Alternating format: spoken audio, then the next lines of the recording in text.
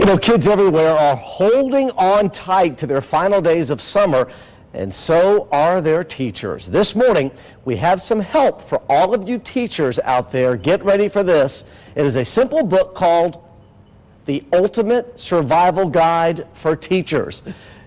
You know, we're excited to be here to talk about our book about how to survive teaching, because it is a problem. Let me just say, it is, you know what, with the state legislature, with the Senate, with the Congress, what's happening in Washington, you are killing this profession for teachers. It's really no fun to be a teacher these days. There's so many things that they've got to worry about. That is very true, and you know, teacher attrition is a problem within education. Many studies have shown that 50% of all new teachers leave the profession within the first 5 years.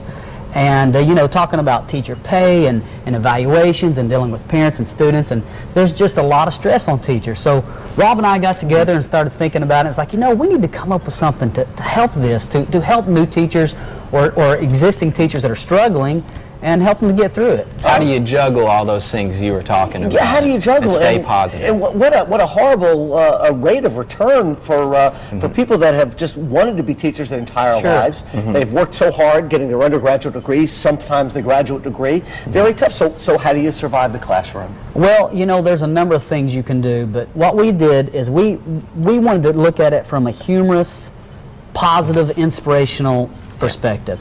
We put together as many stories that we experienced that have happened to us and where we failed miserably as our first year teachers. All right, let's go over ghost chasers real quickly. What are we talking about here? Ghost chasers it's a term I came up with, that you are chasing the perfect classroom, the perfect, you know, just like you read about it in the books. And what we tried to do was create a book that sort of was, here we are in the trenches. We know what it's like, we know the realities, and what does it look like to be successful without trying to chase perfection? To remember you work with kids, having a sense of humor and all that kind of thing. So that's where that comes in. All right, clocking in, clocking out.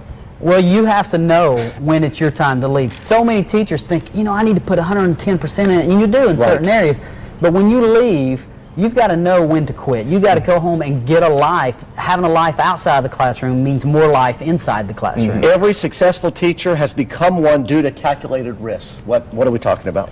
With that, what we mean is trying to be able to do something in your classroom to teach a little bit more about life, because that's what really makes teachers survive over the long haul. And the kids love those stories, don't they? You have to connect with the students. Yeah, especially the stories where you mess up. Those are their favorite. Who are you calling crazy?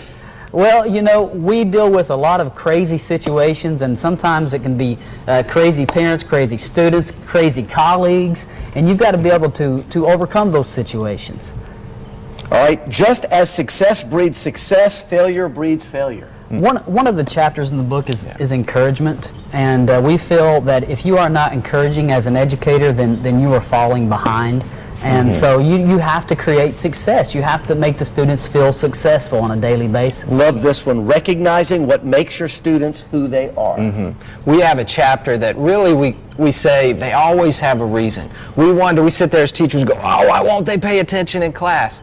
But they have a reason, you know, and trying to understand those reasons and connect with them is how you can turn those students in a positive direction, as understanding where they're coming from and what they're going through and what makes them who they are. Speaking of a positive direction, it is just so commendable to have 2 male teachers in the schools these days. We need more like you. Final thoughts on this. What was it like to write a book? I commend you, because I've always wanted to write one. I don't know what I'd write about, but it's a lot of research. It is, but you know, it made us reflect. Yeah. It made us reflect on our profession, because at the bottom line, at the end of the day, you know, once your career is past 30 years and you're looking back on what you did, you want to know that you didn't just teach curriculum, you taught students, and you reached them, you reached out, and hopefully you'll feel good about what you've done. One final question, you enjoy it?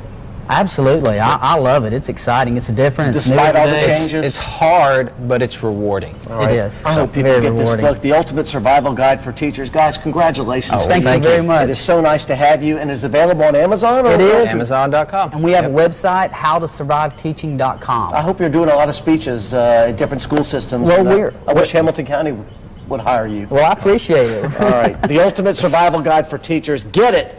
It's on Amazon. If you're a teacher, get in the trenches and thank you for your hard work. We're back after this.